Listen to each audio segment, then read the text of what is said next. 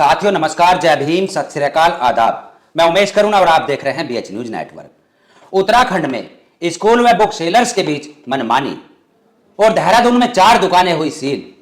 वहीं हल्द्वानी में 3 दुकानों पर पड़ा छापा। यह देशव्यापी मुद्दा है और देशव्यापी समस्या है। आपको बता दें कि जो स्कूलों की मनमानी चल रही है, खास तौर पर प्राइवेट स्कूलों की जो मुनाफाखोरी है, उसको लेकर आज जो बच्चों के अभिभावक हैं उनकी समस्या है कि यह जल्द से जल्द बंद हो और यह सभी चाहते हैं। यानी जाति व धर्म से हटकर यह मुद्दा है और यह देशव्यापी मुद्दा है। आज सभी लोग जो बच्चों को शिक्षा देना चाहते हैं वह सब परेशान है इस समस्या को लेकर कि जो स्कूल अपनी मनमानी से फीस वसूल रहे हैं, जो मनमानी से मुनाफाखोरी कर रहे हैं, जो स्कूलों व बुक सेलर्सों के बीच एक कमीशन खोरी चल रही है कि मनमानी से वह बुक को सेल कर रहे हैं। वहीं हम आपको बता दें कि राज्यसभा में भी कई बार यह आवाज उठ चुकी है। स्वाति मालीवाल जो कि आम आदमी पार्टी की सांसद, उन्होंने भी यह मुद्दा उठाया था कि स्कूलों व बुक सेलर्सों के बीच जो कमीशन खोरी है वह बंद हो, जो मुनाफाखोरी है उस पर लगाम लगे। लेकिन अभी तक ऐसी किसी भी प्रकार की लगाम नहीं लग सकी जिससे कि राहत मिल सके। हालात ये हैं देश के कि ज्यादातर प्राइवेट स्कूल्स मुनाफाखोरी के अड्डे बन गए हैं। इन स्कूल्स ने अपने ही जगह पे दुकानें खोल ली हैं और उन दुकानों में किताबें, कॉपी, पेंसिल, यूनिफॉर्म पेरेंट्स को हायर प्राइस पे खरीदने पे मजबूर किया जाता है। लूट मचा रखी है, बच्चे इनके लिए ATM मशीन जैसे बन गए। मैं ये जानना चाहती हूँ कि क्या आपने राज्यों को आदेश दिए हैं कि इन सारे स्कूल्स के ऑडिट्स हों जिससे कि ये मुनाफाखोरी बंद हो? वहीं इसको लेकर शहीद आजम भगत सिंह जी का वह वाक्य सच साबित होता दिख रहा है, जिसमें कि भगत सिंह जी ने कहा था कि देश तो आजाद हो जाएगा, यहाँ की हुकूमत जो कि गोरे अंग्रेजों से काले अंग्रेजों के हाथ में आ जाएगी और जो गरीब है वह गरीब होता रहेगा और जो अमीर है वह और ज्यादा अमीर होता रहेगा। और आज ऐसा ही होता दिख रहा है, जो कि सरकार का सबसे पहला कर्तव्य है कि शिक्षा से सभी लोगों को जोड़ा जाए, जो संविधान भी हमें इजाजत देता है। और आज सरकार अपनी मनमानी चला रही है। स्कूल मालिकों को संरक्षण है सरकार का और इसलिए इनके ऊपर लगाम नहीं लग रही। जो उत्तराखंड का हमने आपको वाक्य बताया जो कि अभी हाल फिलहाल का है, यानी यह कल की घटना है। और ऐसे ही उत्तर प्रदेश हो, दिल्ली हो, यानी देश के तमाम राज्यों में यह मुद्दा काफी गंभीर है और इसके ऊपर लगाम लगनी चाहिए। हम आपको बता दें कि हमसे भी कुछ लोग मिले जो कि काफी परेशान है। वह कह रहे हैं कि इस आवाज को हाई लेवल तक उठाइए। हम वीडियो बना देते हैं न्यूज के माध्यम से, आप लोगों तक इस खबर को पहुंचा देते हैं, लेकिन इसके बाद भी ठोस कुछ नहीं होता दिखता, क्योंकि जो धरातल से हो सकता है वह इन न्यूजों की खबरों के माध्यम से हमें होता नहीं दिखता।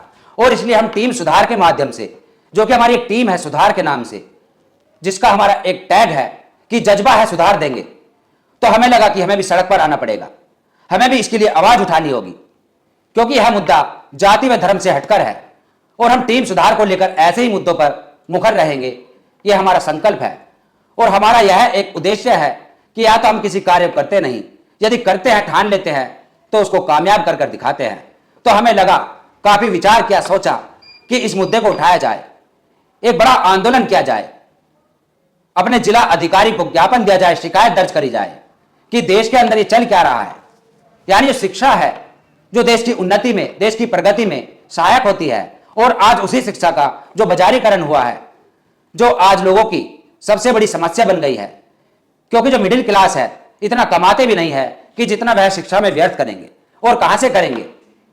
और स्कूलों वालों का सीधा सीधा एक सवाल रहेगा, एक जवाब रहेगा कि अपने बच्चों को सरकारी स्कूल में पढ़ा लो।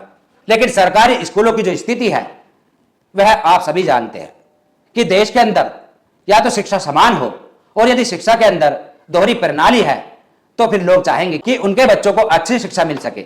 सभी यही चाहेंगे, क्योंकि सब चाहते हैं कि उनके बच्चे कामयाब हो। लेकिन ये जो दोहरी प्रणाली है, इसको देखते हुए यह चाहते हैं स्कूल वाले और सरकारें कि यहाँ पर अमीर का बच्चा ही पढ़ सके और गरीब के बच्चे सरकारी स्कूलों में पढ़े या फिर ना पढ़े, वही मजदूरी करे और जहां तक वहीं रहे, गरीब गरीब होता रहे और अमीर अमीर होता रहे। ये सरकार की एक प्रणाली है, इसको समझना होगा। वहीं इस बड़ी समस्या को लेकर लोगों से हमारी बात चल रही है और हमारी कुछ मांगे हैं, कुछ बिंदु है जिनके ऊपर हम रिसर्च कर रहे हैं। सबसे पहली मांग है कि जो स्कूल है और जो बुक पब्लिकेशन है यानी बुक सेलर्स है, उनके बीच जो बड़ी कमीशनखोरी होती है, जो बड़े पैमाने पर होती है, मनमानी तरीके से होती है। यानी जो पब्लिकेशंस है वह स्कूल वालों को पेशगी देते हैं, एडवांस पैसा देते हैं, जिसकी कीमत लाखों में होती है। और हमने कुछ पब्लिकेशन से बात किया है तो उन्होंने कहा कि 70 लाख रुपए हम देते हैं, किसी स्कूल को 60 लाख देते हैं, तब जाकर हम किताबें बेचते हैं और अपनी मनमानी से फिर हम रेट तय करते हैं। और यदि आपको लगाम लगानी है तो स्कूल वालों पर लगाइए, हमारा कोई कसूर नहीं है, यह पब्लिकेशन का कहना है। सबसे बड़ा गुनाहगार यदि इसके अंदर कोई है तो वह सरकार व स्कूल माफियाए हैं, स्कूल के मालिक हैं, जो कि एक डकैती डाल रहे हैं। और हमारा एक बिंदु होगा कि प्रत्येक वर्ष जो फीस में वृद्धि होती है उस पर लगाम लगे। यानी प्रत्येक वर्ष अपनी मनमानी चलाते हैं और फीस में वृद्धि कर देते हैं मनमानी तरीके से।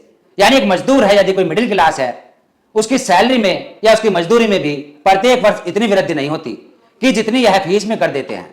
और उसके अलावा ड्रेस वगैरह या फिर कोई भी आई कार्ड हो या जूते हो, वह भी स्कूल ही तय करता है कि कहां से आपको खरीदना है, कहां से आपको जूते खरीदने हैं, कहां से आपको ड्रेसें खरीदनी है, यह स्कूल ही तय करता है। और मनमानी तरीके से वहां पर उनकी कीमत होती है। जिस देश के अंदर यदि शिक्षा इस प्रकार से होगी तो उस देश का कभी भी उद्धार नहीं हो सकता। यह सरकार को समझना चाहिए, लेकिन सरकार इन चीजों को गंभीरता से नहीं लेती। चाहे इसमें नशाखोरी हो, चाहे शिक्षा हो, चाहे चिकित्सा हो, सभी को सरकार चाहती है कि वह अपने मनमानी तरीके से माफिया उसके अंदर दखल अंदाजी करे और वह अमीर से अमीर होते रहे। स्कूल मैनेजमेंट तय करता है कि किस प्रकार से फीस का चयन किया जाए। कहीं एनुअल चार्ज होता है कि एक कक्षा से दूसरी कक्षा में यदि कोई बच्चा पहुंचता है तो एनुअल चार्ज देगा, यानी दोबारा से एडमिशन होता है। और उसके अलावा बिल्डिंग चार्ज, फलाना चार्ज, यानी इस तरीके से जो चार्ज अपनी मनमानी तरीके से स्कूल वाले तय करते हैं, यह सरासर गलत है। और इसके ऊपर भी हमारा एक मांग होगी कि यह बंद हो, समाप्त हो। और उसके बाद जो यदि एक बच्चा एक कक्षा को पास कर दूसरी में जाता है तो पहले वह किताबें एक दूसरे की यूज कर लेते थे, लेकिन आज हर वर्ष सिलेबस चेंज होता है और उससे यह तय होता है कि किताबें तो आपको खरीदनी ही पड़ेगी, आप पुरानी किताबें नहीं पढ़ सकोगे। और इसके ऊपर भी लगाम लगनी चाहिए, यानी एक समय सीमा निर्धारित होनी चाहिए कि 5 वर्षों तक कोई भी सिलेबस चेंज नहीं होगा, कोई किताबों के अंदर बदल नहीं होगी। क्योंकि हमने भी पब्लिकेशन में काम किया है, हमने भी किताबों की डिजाइनिंग की है, हमें पता है कि क्या सिलेबस होता है। थोड़ा बहुत चेंज कर देते हैं कि पूरी किताब ही चेंज हो गई। इस तरीके से चेंज कर अपने मनमानी तरीके से किताबों को विक्रय किया जाता है और इसमें गरीब आदमी वह मिडिल क्लास का आदमी पिसता है। और यह कई वर्षों से चल रहा है। इसके ऊपर हमें लोगों ने कहा कि लगाम लगाओ, इस पर रोक लगाओ, तो अब हम बहुत जल्द एक बड़े आंदोलन की तैयारी में हैं। स्कूलों में किताबें एनसीईआरटी की नहीं हो पा रही। एनसीईआरटी की किताबें जो कि कहीं भी मिल जाती है और जिसका मूल्य भी कोई ज्यादा नहीं होता, लेकिन सरकार यहां पर भी नाकाम है। एनसीईआरटी की बुकों को स्कूलों के अंदर उपलब्ध नहीं कराया जा रहा, शॉर्ट रहती है। और उसके अलावा प्राइवेट पब्लिकेशन की बुकें जो कि काफी मूल्य पर होती है, महंगी होती है, और उससे हमारे देश की जो आम जनता है, जो मिडिल क्लास है, काफी त्राही है, काफी परेशान है। हमें लगा कि इस बड़ी समस्या को केवल न्यूज बनाकर ही सिमटा देना नहीं चाहिए, इसको हमें जमीनी स्तर पर भी ले जाना चाहिए। कमेंट्स में अपनी राय दें और देखते रहिए DH न्यूज नेटवर्क। फिर मिलेंगे एक ऐसी खबर के साथ। जय भीम, जय भारत, धन्यवाद।